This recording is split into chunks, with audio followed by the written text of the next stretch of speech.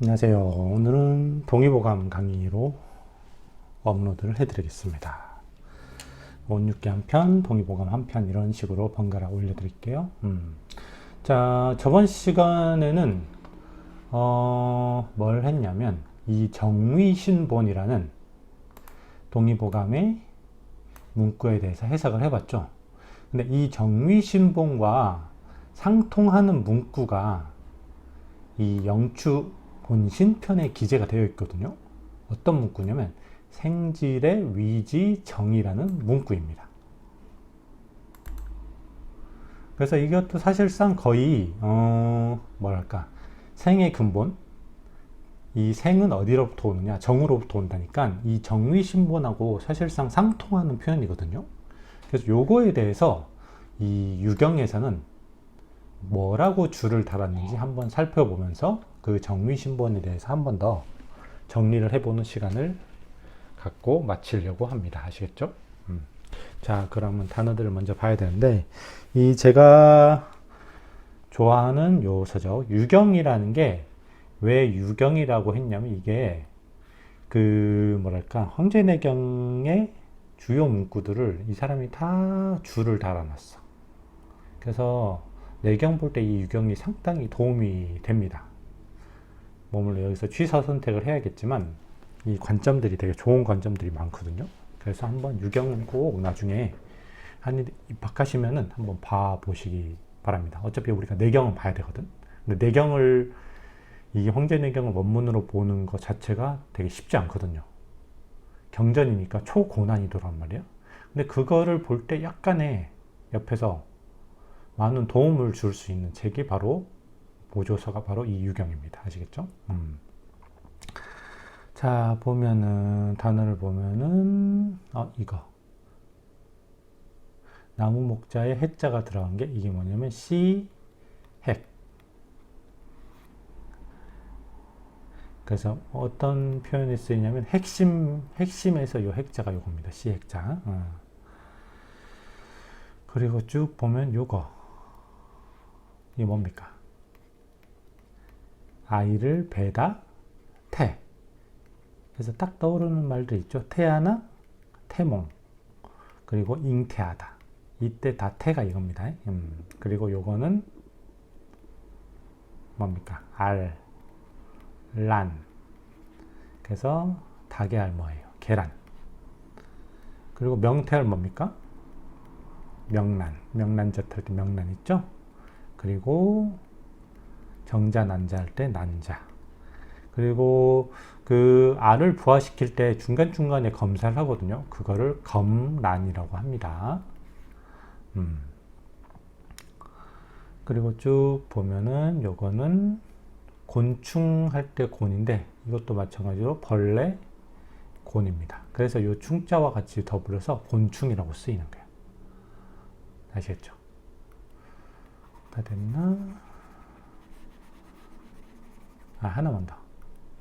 요거 남녀 구정할 때 구가 뭐냐면 이게 얼다야. 얼다. 얼검에다. 혹은 집을 짓다 구야. 그러니까 이게 막 뭐랄까 두 어떤 요소가 이렇게 만나는데 그냥 단순히 이렇게 단순한 결합을 하는 것보다는 뭔가 막 서로 이렇게 복잡하게 중간에서 얽혀가지고 뭔가 단단한 구조물을 띠는 느낌? 이 구자가 그겁니다. 그래서 실제적으로 구조라는 말에 쓰이고 구축하다, 구성하다, 구도라는 표현에도 쓰입니다. 전체적으로 뭔가 엄청나게 강력하고 그런 유기적인 그런 결합 상태를 의미하겠죠. 이 구자는.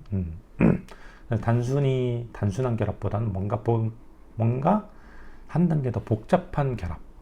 그런 느낌입니다. 이 구자는. 어울다라는 뜻 자체가. 아시겠죠? 그럼 이제 요 한자를 기반으로 요 문장을 해석을 해볼게요. 보시면은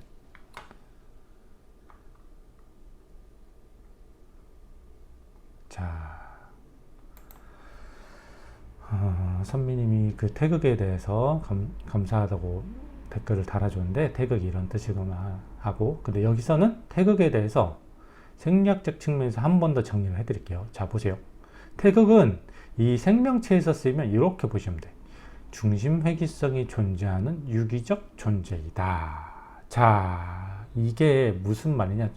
약간 애매모호하고 추상적일 수 있는데 태극의 핵심은 그거예요. 크게 음과 양으로 이분될 수 있는 어떤 많은 상대적 요소들이 있거든. 이 요소들이 그냥 각자가 개별적으로 존재하는 게 아니야. 음은 양에게, 양은 음에게 서로 상호 영향을 주고받으면서 어떤 만들어내는 동적 조화 상태를 태극이라고 하는 거지. 그래도 추상적입니까? 그래도 추상적이라면 만약에 생리학이나 생물학에 국한된다고 표현을 하면 이 태극에 의해 태극이라는 동적 조화 상태는 곧 이걸 말합니다. 생리학, 생물학적 관점에서는 항상성 아시죠? 항상성. 이거를 연상하면 되겠죠. 뭡니까 영어로? 호메오스테시스. 항상성이 유지되고 있는 그런 유기체는 곧 태극이라고 보면 돼. 그래도 애매합니까? 그럼 예를 들어 이런 거지. 예를 들어서 체온. 우리가 36.5도 전후를 계속 유지하고 있죠. 생리적으로는. 운동을 해서 체온이 올라갈 수도 있잖아. 그리고 너무 정적이거나 너무 추운 데 있어서 체온이 내려갈 수도 있잖아. 근데 이렇게 올라가거나 내려갈 때 어떻게 됩니까? 체내의 생리적 기전이 정상적으로 작용한다면 잠시 올라가더라도 곧 어떻게 돼? 36.5도로 회복이 돼. 떨어지면서. 잠시 내려가더라도 이게 곧 36.5도로 상승을 하면서 이 체온 36.5도가 유지가 된단 말이야. 이렇게 어떤 체내에 구성되는 생리적 상대적 요소들이 상호작용하면서 항상 뭔가를 유지하는 동적 조화 상태를 유지되는 이런 거를 태극으로 하는 거지. 그래서 이런 거야. 체온이 36.5도가 이렇게 계속 유지되는 게 아니고 사실은 어떻게 됩니까? 이렇게 되잖아. 오르락 내리락 할 거 아니야. 수면 중에 내려가고 활동 중에 올라가고. 이런 거를 동적 조화 상태라고 하는 거고, 요런 게 지금 유지되면서 어떤 요런 게 유지되는 거를 유지되는 개체 자체를 태극이라고 보면 되게 쉬워요. 생리학, 생물학에서. 아시겠죠? 그래서 이런 거는 엄청나게 많아. 뭐 혈압도 있고, 우리가 건강검진할 때 재는 것들 있잖아. 혈당도 있고. 이것도 다 일시적으로 어떤 심리적 요소나 뭐 밥을 먹든 뭐 하든 하면서 계속 주기적으로 변화하잖아. 일시적으로 변화하지만 결국 체내의 상태가 정상적이라면 얘는 다시 결국 정상적으로 돌아오게 돼 있거든. 정상 범주 내로. 근데 그 정상 범위 내로 회귀시키는 기전이 깨져버리면 이제 병적 상태가 되는 거고, 그때부터 약을 먹게 되는 거죠. 그죠? 하나만 더 볼까? 대표적으로 이 음양 상대적 요소에 의한 상호 영향을 주고받으면서 유지되는 동적 조화 상태의 대표적인 경우가 호르몬 기량작용으로 보면 돼. 그래서 어떤 호르몬은 단일 작용을 갖고 있어요. 예를 들어서 볼게. 이런 게 있지. 시상하부가 있단 말이야. 시상하부가 있고 또 이쪽에 뇌하수체가 있겠지. 뇌하수체가 있고 갑상선이 있겠지. 이렇게 3단계의 어떤 분비선들이 있다고 볼 때 이 시상하부에서 TRH라는 호르몬을 분비를 합니다. 그러면 뇌하수체에서는 갑상선으로 TSH라는 것을 분비를 해. 그러면 이제 갑상선에서 이 TSH를 받으면 어떻게 되냐면 티록신이라는 호르몬이 분비가 돼버려. 여기까지는 알겠죠?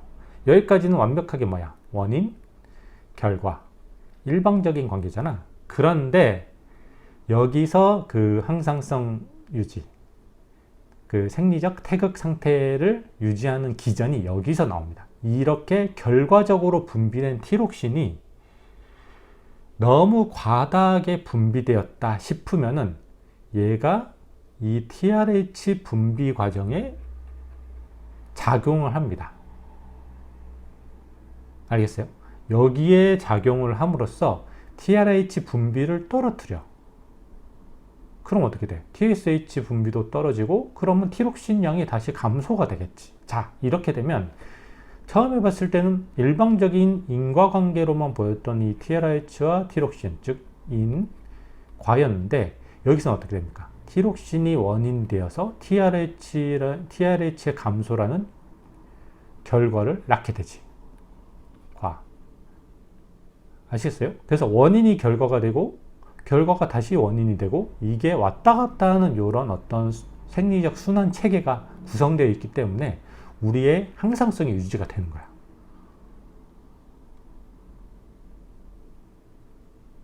자, 이런 거를 피드백이라고 합니다. 피드백의 정확한 의미가 이거예요. 즉, 처음에 원인, 결과였던 게 이 결과가 원인으로 바뀌면서 원인은 다시 결과로 바뀌고 이렇게 계속 상호 순환하면서 뭔가가 조절되는 그런 과정 있잖아. 이 과정 자체를 피드백이라고 합니다. 음성 피드백, 양성 피드백이 있죠. 그건 알아서 공부해 보시고. 어쨌든 이 피드백, 생리적 피드백이나 이 호르몬 기량작용 자체가 이 생리적 태극, 동적 조화 상태를 이해하는데 아주 좋은 예시가 됩니다. 아시겠죠?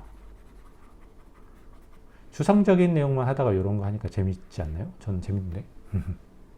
하나만 더 볼게. 혈당, 즉 혈중 포도당 농도. 여기까지만 할게요. 한 번 더 예시를 주기 위해서. 만약에 포도당 농도가 너무 높아졌어. 그러면 이자에 작용을 합니다. 이거는 이자에서 뭔가를 분비하게 만드는데 뭔가를 분비하게 만들려면 인슐린을 분비하게 만들지. 그래서 이 인슐린이라는 어떤 작용을 유발하냐면 체내에서 포도당 소비를 촉진시키고 그럼으로써 포도당 농도가 어떻게 됩니까? 다시 이렇게 가자. 포도당 농도가 떨어지게 되는 거야. 그러니까 혈당이 떨어지는 거지. 즉 인슐린 분비가 이 기전, 혈당이 너무 높아졌어. 그럼 요거를 인식하는 기전과 그거를 인식한 후에 이자에서 인슐린을 제대로 분비하는 요 기전이 정상적이면 혈당은 항상성을 유지하게 돼. 또 역으로 이게 인슐린이 너무 분비되면 어떻게 되겠어요? 혈당이 너무 떨어지겠지. 야, 너무 떨어졌어. 그럼 또 이걸 인식해. 그래서 이자에서 뭘 분비를 하느냐? 글루카곤을 분비를 합니다. 그러면 얘네는 이 인슐린이 포도당 소비를 촉진시켰는데 이거는 포도당으로의 전환을 촉진시켜. 그냥 포도당이 많이 만들어진다 이거지. 그럼 또 어떻게 돼? 이렇게 가는 거지. 혈당이 다시 높아지는 거지. 정상 범주까지. 아시겠어요? 그래서 이것도 보면은 혈당이 높아진 게 원인이고 그러면 인슐린이 분비되면서 다시 혈당이 낮아진 게 결과가 되는데 혈당이 너무 낮아지면 다시 원인이 되면서 글루카곤이 분비되고 결과적으로 혈당이 상승하게 되지. 이것도 피드백이죠. 넓게 보면. 그러니까 이런 어떤 상대적 요소들이 생리적으로 끊임없이 상호작용을 하고 있어요. 그 상호작용을 하는 이유는 뭐냐? 궁극적인 목적은 우리 몸의 항상성, 즉 동적 조화 상태를 유지하기 위함이고 이 항상성이 어떤 특정 부분에서 깨지면 그 부분에서는 병리적 상태가 벌어지고 있는 거지. 예를 들어서 혈압만 올라간다거나 혈당만 올라간다거나 둘 다 뭔가 병리적 변화가 생긴다거나. 그래서 이 태극이라는 거를 생리적 생물학적으로 보면은 항상성이 유지가 되고 있는 어떤 유기적 개체라고 받아들이시면 이해가 쉬울 겁니다. 아시겠죠? 자, 그러면 이러한 태극에서 동적 성향이 우회에 있는 상태를 양, 정적 성향이 우회의 상태를 음이라고 한다. 그럼 이거는 되게 쉬운 거죠. 예를 들어서 아까 말했잖아. 체온이든 혈압이든 계속 쭉 같은 값이 유지되는 건 아니고 오르락 내리락 하잖아. 그치? 오르락 내리락 하는데 이 중에서도 굳이 동적, 정적으로 구분할 수 있는 상태가 있겠지. 이쪽을 동적이고 이쪽을 정적이라고 보면은 이런 상태는 양이 되고 이런 상태는 음으로 규정할 수 있는 거지. 아시겠어요? 그러면 이러한 음적 변화와 양적 변화가 일어날 때 만약에 양적 변화가 우위에 있을 때 뭔가 생성된 물질이 있을 수도 있고 음적 변화가 우위에 있을 때 생성된 물질도 있을 수 있겠지. 자, 그러면 얘네는 이 물질들에는 양적 변화가 약간 편향돼서 각인이 됐겠지. 역으로 이 물질에는 음적 변화가 편향이 돼서 각인이 됐겠지. 즉 이러한 인체라는 것은, 모든 생명체는 동적 조화 상태를 띠기 때문에 반드시 단기적으로 볼 때는 어떻게 된다? 양 혹은 음으로 치우친 시간대가 존재하게 되고, 그 시기에 영향을 받아 생성된 물질들은 양 혹은 음적 성량이 각인되게 된다. 그래서 이렇게 어떤 체내에 똑같은 음식물이 들어와도 뭔가가 성량 자체가 달라질 수 있다 이거지. 아시겠죠? 근데 이 각인 정도는 또 뭐랄까, 각인된 변화의 지속 시간 자체는 어떤 변화 요소가 각인되었느냐에 따라서 좀 그 지속 시간이 다를 수 있는 게 무슨 말이냐? 예를 들어서 이런 거 있잖아요. 우리가 뭐 음양탕이라고 하는데, 음양탕을 마치 보약처럼 좋다는 식으로 막 만병통치식으로 말을 하는 분들이 있는데, 음양탕이 뭡니까? 쉬운 거야. 그냥 찬물에다 뜨거운 물 부어서 미지근하게 만든 거야. 그럼 얘네가 물리적으로 이렇게 상하 순환하면서 뭔가 동적인 물을 만들어낸다 이거지. 얼핏 보면 일리가 있어 보이는데, 이거는 뭡니까? 화학적 변화가 아니고 물리적 변화예요. 그죠? 상당히 일시적인 변화야. 그래서 찬물과 뜨거운 물을 이렇게 섞었을 때 몇십 초 혹은 몇 분 내에는 이런 동적인 현상이 활발히 일어날 수 있는데, 그 지속 시간이 딱 그거에 그치겠지. 결국은 그 다음엔 다 뭡니까? 그냥 미지근한 물 상태로 정적으로 다시 변하는 거지. 그래서 이런 음영탕 같은 경우는 어떤 변화가 존재하긴 하나 그 변화 지속 시간이 짧겠지. 역으로 어떤 DNA가 아예 숨겨진 물질들이 있잖아. 정자든 난자든. 얘네는 뭡니까? 결합을 해버리면 이 사람의 일생 동안, 그 태아가 태어나서 성장하고 생로병사를 걷기까지 일생 동안 요거는 영향을 미치잖아. 그래서 이건 어떻게 보면 영구적으로 영향을 미치는 거지, 얘에 비해서. 그래서 화학적인 변화라고 볼 수 있겠죠. 그래서 상대적으로 물리적 변화가 각인된 어떤 물질들은 그 지속 시간이 짧겠고, 화학적 변화가 각인된 물질들은 그 지속 시간이 길겠죠. 이런 거에 뭔가 현혹돼서 이거는 계속 음영탕만 먹으면 계속 뭐 완벽하다, 이렇게 너무 강력하게 과신하시면 안 됩니다. 아시겠죠? 그 변화의 지속 시간도 저는 봐야 된다고 생각합니다. 자, 그러면 또 여기서 볼게요. 이것도 약간 되게 추상적인 내용인데, 이러한 정의라는 것은, 자, 듣도 보도 못한 단어가 나옵니다. 천일과 지육이 조화를 이룬 결과라 규정할 수 있으니, 보다 구체적으로 천일에 의해서 최초의 방향성이 부여되며 탄생되고, 지육에 의해서 동적 조화가 완성되는 어떤 수라는 오행 중 가장 앞선 시기에 나타나는 변화에 대응한다. 자, 이거는 나중에 516기 본편에서 구체적으로 설명을 드릴 것 같은데, 이 상수학적 이론 요거 있잖아요. 요거는 예습 차원에서 한 번만 말씀을 드리면, 예를 들어서 천에다가 홀수를 조합한 거는 양간에 대응시킬 수 있거든. 그래서 1001은 갑에 대응시킬 수 있는 거야. 1003은 병, 1005는 무, 이런 식으로. 역으로 G 플러스 짝수는 간에 대응시킬 수 있는 거죠. 그럼 G6 같은 경우는 기. 알겠죠? 이런 식으로 대응시킬 수 있는 거야. 이런 식으로 대응시킬 수 있는데, 그러니까 이런 거지. 갑을병정, 무기경신, 임계하면 1, 2, 3, 4, 5를 쭉 대응시키고, 짝수 번째는 다 음간이고 홀수 번째는 다 양간이지. 이런 식으로 대응을 시킬 수 있다 이거야, 일단.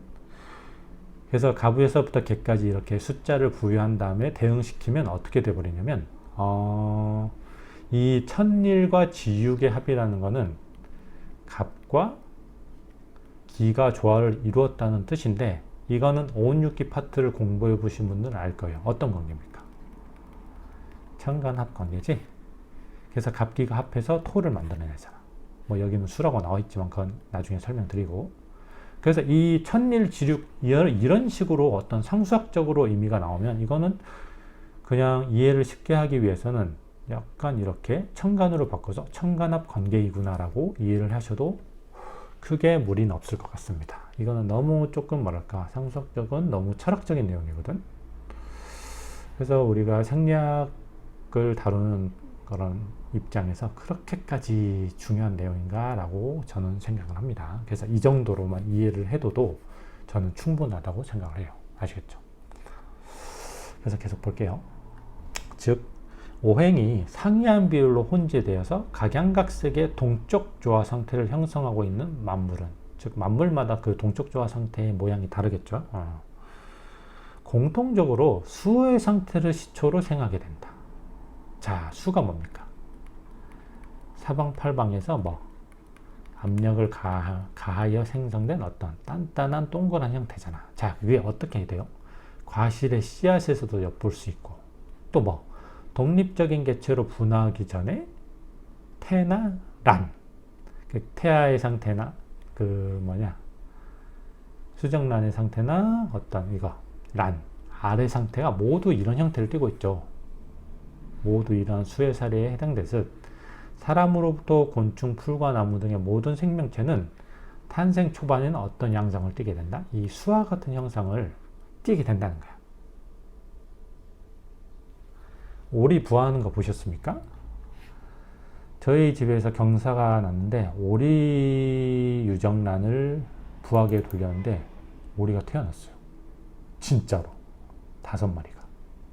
이겁니다. 찍어놨어. 신기하죠?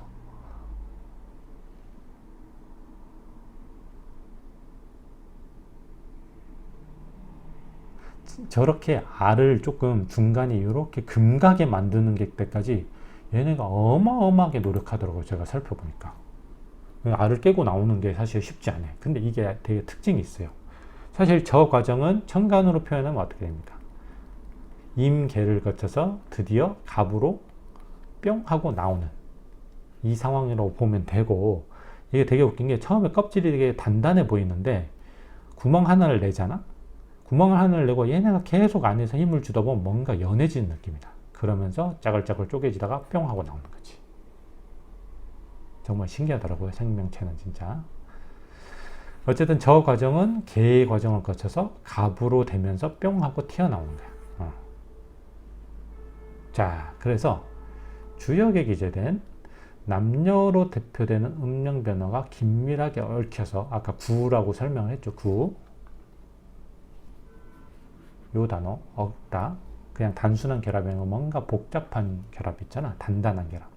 긴밀하게 얽혀 생성된 정으로부터 만물이 화생한다라는 문구가 곧 이와 같은 내용을 의미한다. 이와 같은 내용이 뭡니까? 결국 영추분신편에 나온 생질의 위지정의 의미가 이런 말이다 라는 거지. 아시겠죠? 그래서 오늘은 정위신본이라는 동의보감에 나온 문구와 상통하는 영추에 기재된 생질의 위지정이 도대체 뭘 말하는 것인가를 유경적 측면에서 살펴보았어요. 여기서 되게 중요한 건 뭐다? 다른 거 다 떠나서 이 태극이라는 상태를 너무 추상적으로 받아들이지 말고 이렇게 생리적 생물학적 관점에서는 간단하게 항상성이 유지되고 있는 그런 개체이다라고, 유기체이다라고 받아들이시면 될 것 같아요. 아시겠죠? 자, 그럼 오늘 강의 여기서 마치겠습니다. 감사합니다.